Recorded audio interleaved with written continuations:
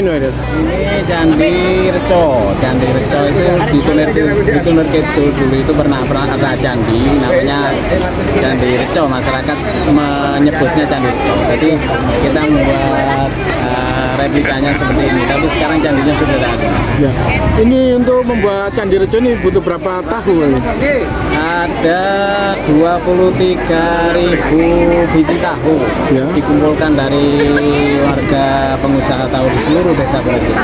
Ya. Dan Beratnya? merupakan festival tahu yang ke-6 dari agenda mulai tahun 2017 sampai sekarang, libur 2020 sampai dengan 2021.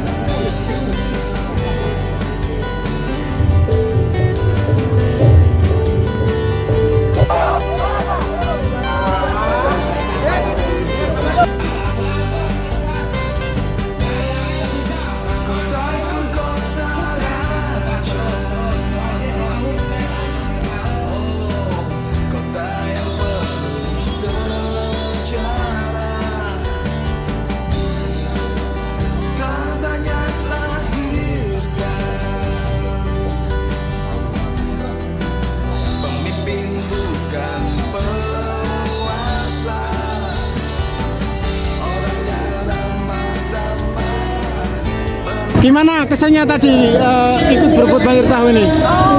Lumayan